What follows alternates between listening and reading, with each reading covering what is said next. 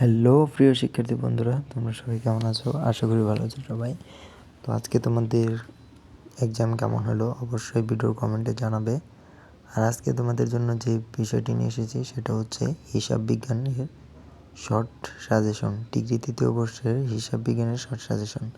তো এখান থেকে 100% কমন থাকবে। আগের ভিডিওগুলোর সাথে প্রশ্ন তোমরা মিলিয়ে নিও, ওখানে 100% কমন ছিল, এখান থেকেও 100% কমন থাকবে। তো যদি কমন পড়ে থাকে তাহলে অবশ্যই চ্যানেলটি সাবস্ক্রাইব করে দেবে এবং বন্ধুবান্ধবের মাঝে শেয়ার করে দেবে। তো চলো এখন শুরু করি। প্রথম হচ্ছে খ বিভাগ সংক্ষিপ্ত প্রশ্ন। 1. ইজারা চুক্তি কি? ইজারা চুক্তির বৈশিষ্ট্য আলোচনা করো। 2. শাখা হিসাব ও বিভাগীয় হিসাবের মধ্যকার পার্থক্য দেখাও। 3. সাধারণ শেয়ার ও অগ্রাধিকার শেয়ারের মধ্যে পার্থক্য দেখাও। 4. নগদ প্রবাহ বিবরণী ও আয় বিবরণীর মধ্যকার পার্থক্য কী? 5. ভাড়া ক্রয় ও ইজারা চুক্তির মধ্যে পার্থক্য দেখাও।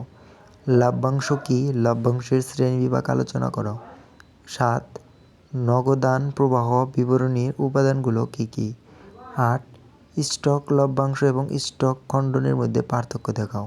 প্রিয় বন্ধুরা, এখানে সংক্ষিপ্ত 8টি প্রশ্ন আছে। এই 8টি থেকে 100% কমন থাকবে।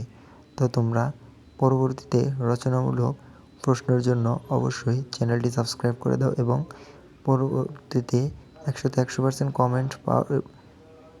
কমন পাওয়ার জন্য অবশ্যই চ্যানেলটি সাবস্ক্রাইব করে বন্ধুবান্ধবের মাঝে শেয়ার করে দাও।